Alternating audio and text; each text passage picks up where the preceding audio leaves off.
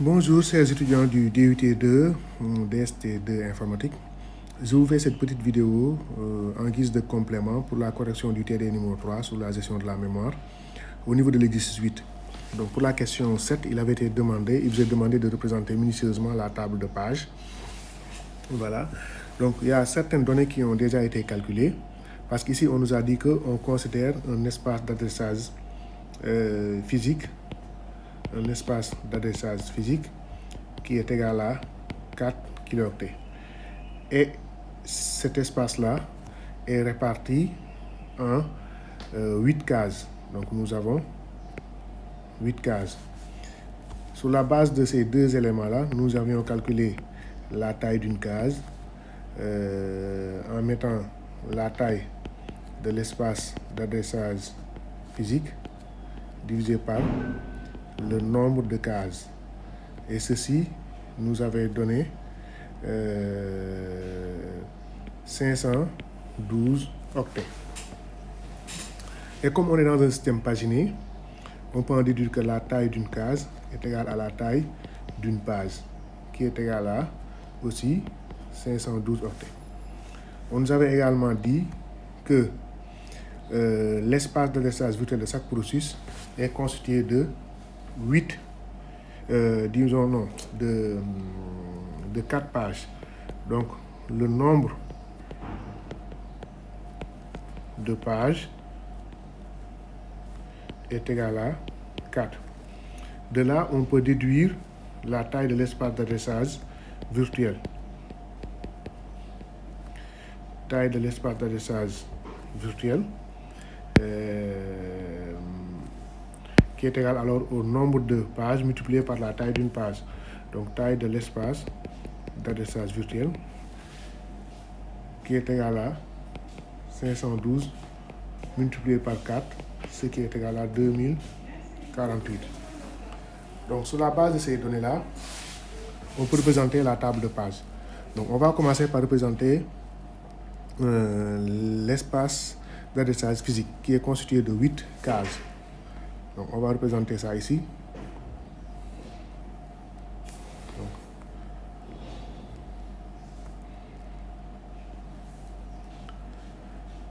Donc ici, on a 1, 2, 3, 4, 5, 6, 7. Et enfin, la 8e case. Donc on va numéroter ces cases-là. Voilà, donc ça, c'est 0, 1, 2, 3, 4, 5, 6, 7. On peut numéroter de bas en haut ou de haut en bas. Donc maintenant, on va représenter les adresses de chaque page. Donc ici, comme nous l'avons vu en classe, ici c'est la page 0 à 512. Donc là, ça commence à 512 jusqu'à 1024. Et ainsi de suite, on va continuer. Donc là, ça va être 1024 à 1536. Donc à chaque fois 512. Donc là, c'est 1536 à 2048. Là, c'est 2048 à 2560.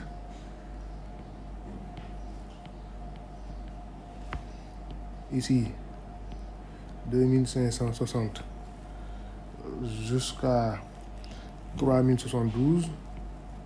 Donc, vous vérifiez bien les calculs. Ici, c'est 3072 jusqu'à 3584. Et là, c'est 3584 jusqu'à 4096. Voilà, ce qui donne l'espace d'adressage qui varie de 0 jusqu'à 4 kilooctets. C'est bon. Maintenant, pour rappel, ici on nous a dit, on considère 3 processus. Je le mets ici en rouge, P1, P2 et P3. Maintenant, ces trois processus-là se partagent cette mémoire centrale-là constituée de 4 cas. Sachant que chaque processus a 4 pages, ce qui donne une taille d'espace d'adressage virtuel de 4096, disons 2048, excusez-moi, qui est calculé ici. Donc, on va représenter la table de pages des processus. On va compléter la représentation de la table de pages. Ici, on va maintenant représenter l'espace d'adressage virtuel de chaque processus. Parce que ça, c'est l'espace d'adressage physique.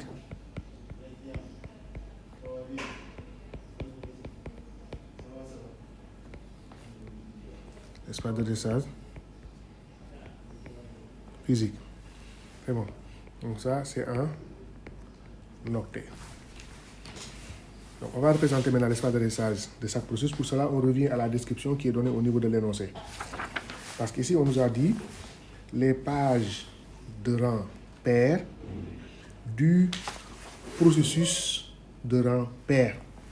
Donc on a 3 processus, P1, P2, P3. Donc P2 va représenter le processus de rang pair, qui est le seul processus de rang pair. Et P1 et P3 vont représenter les processus de rang impair. Donc, je représente ici la table de processus, du moins l'espace d'adressage virtuel du processus P2.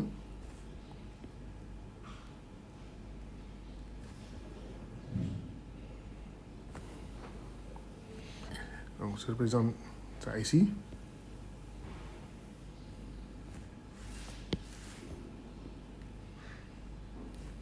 Donc, je vais découper en 4 portions. C'est bon. Et donc, je vais les numéroter. Donc ça va représenter le numéro 0, le numéro 1, le numéro 2 et le numéro 3. Donc, je peux aussi mettre les plages d'adresse. Donc ici, naturellement, ça va varier de 0 jusqu'à 512. La deuxième page, c'est 512 jusqu'à 1024. Troisième page, 1024 jusqu'à 1536. Et la quatrième page, 1536 jusqu'à 2048. Voilà. Et donc, on nous a dit, ça, c'est le processus P2, le processus de rang pair. Et on nous a dit ici que les pages paires du processus de rang pair, ces pages-là occupent, donc ce sont des pages qui vont être présentes. Donc là, c'est le numéro de la case. Donc je vais mettre ici les bits de présence. Donc ça, c'est le bit de présence P. Et on nous a dit les pages paires sont présentes parce qu'elles vont occuper. Donc là, je mets le bit de présence ici à 1 pour 0 et à 2 pour la page numéro 2. Parce que ce sont les pages paires. Donc le reste, je mets les bits de présence à 0. Et on nous a dit ces pages paires occupent les premières cases de rang pair de la mémoire centrale. Les premières cases de rang pair de la mémoire centrale sont la case numéro 0 et la case numéro 2.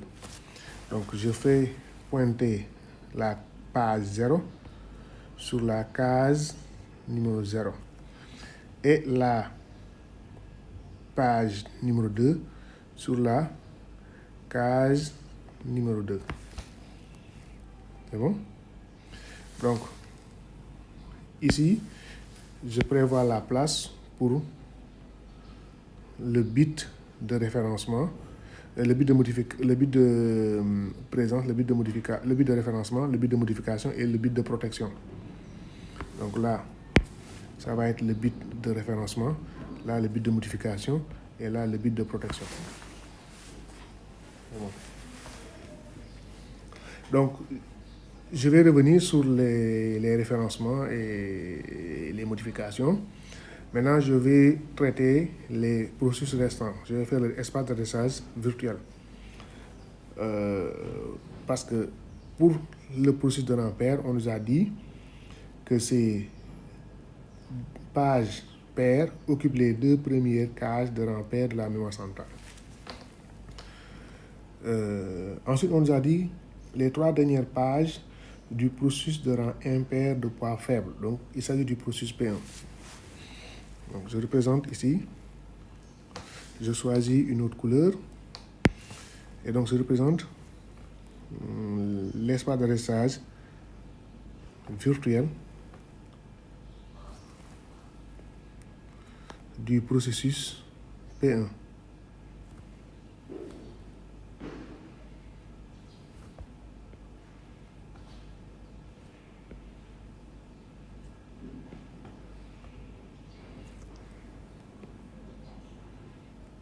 Donc là, je les numérote. Je mets 0, 1, 2, 3. Donc, pour pas que la vidéo tire en longueur, comme j'ai déjà représenté pour P2 les plages d'adresse des pages, c'est identique. Je ne vais pas les représenter pour les processus restants. Donc, ici, nous avons, encore une fois, la numérotation des pages. Donc, ici, nous aurons le bit de présence, bit de référencement, bit de modification et bit de protection. Donc là, c'est bit de présence, bit de référencement, bit de modification et bit de protection. Donc on nous a dit les 3 dernières pages du processus de rang impair de poids faible occupent les 3 dernières cases de rang fort de la mémoire centrale. Donc, les 3 premières pages vont être, du moins les 3 dernières pages du processus. Ça va être la page numéro 1, numéro 2, numéro 3. Donc c'est 0 qui n'est pas présente. Et ces 3 dernières pages du processus de rang impair de poids faible vont occuper les 3 dernières cases de rang fort de la mémoire centrale. Les 3 dernières cases, c'est les cases 5, 6 et 7. Donc, je fais pointer la page numéro 1 au niveau de la 5e page. Je fais pointer la page numéro 2 au niveau de la 6e page et je fais pointer la page numéro 3 au niveau de la 7e page. Et on nous a dit pour l'autre, donc il s'agit, donc là c'est le processus P1. Et donc pour l'autre, le processus, je choisis une autre couleur. Bon, je choisis la couleur verte, P3. Donc on va également représenter son espace d'adressage virtuel. Donc je découpe en autant de pages que nécessaire. Voilà, je fais pareil, je fais ressortir le bit de présence après le numéro de page, le bit de référencement et le bit de modification. Donc là, ça va être numéro de page.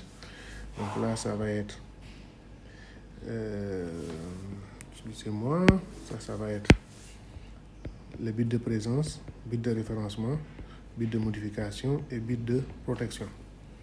Donc, comme de même ici, pour le processus P2, j'ai donné les plages d'adresse des pages. ce n'est pas nécessaire de le faire également pour le processus P3. On suppose que c'est les mêmes plages. Vous pouvez le faire quand vous reprenez ce travail-là. Donc là, je numérote. Donc là, j'ai le numéro 0, 1, 2 et 3. Donc ici, ce qu'il faut savoir, c'est que il reste 3 cases en mémoire. En l'occurrence, case 1, case numéro 3 et case numéro 4. Et pour le processus P3, on nous a dit que les 3 dernières pages, donc les 3 dernières pages vont être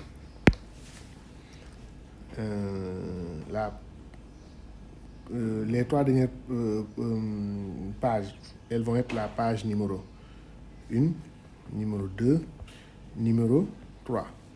Donc là, il y a 0. Et on nous a dit que ces pages-là occupent les cases restantes dans l'ordre inverse de leur rang. Donc ça signifie que la page de rang faible va aller au niveau de la case de rang fort ici. Donc ça, la page 2 va aller ici. Et la page 3 va venir là. C'est bon. Donc on a fini de faire la correspondance entre les pages et les cases. Il nous reste maintenant à s'occuper des bits de référencement et de modification. On nous a dit que toutes les pages des processus de rang impair sont référencées et modifiées. Donc, ça concerne seulement les pages qui sont présentes. Donc, je mets ici 1, 1, 1. Là aussi, je mets 1, 1, 1. Et on nous a dit toutes ces pages-là sont référencées et modifiées. Donc, je mets également le bit de modification à 1. Ici aussi, je mets le bit de modification à 1. Le reste, je mets 0. C'est bon. Et pour le processus de rang pair, seule la page présente en mémoire de numéro le plus élevé est référencée mais non modifiée. Donc, comme il y a 2 pages, la page 1 et la page 2, et on nous a dit seule la page présente en mémoire de numéro le plus élevé, donc c'est la page numéro 2. Donc, cette page-là est référencée mais non modifiée. Donc, c'est pour ça que j'ai mis 1 et 0. Donc là, je complète, je mets ici 0, je mets ici 0, je mets ici 0. Donc là où on n'a pas donné d'informations sur le bit, on met 0. Donc comme on ne nous a pas parlé de la protection des pages, on suppose que les pages ne sont pas protégées, on met 0 partout. Voilà. Donc c'est ainsi qu'on doit représenter la table de pages. Et ici, ça va représenter les espaces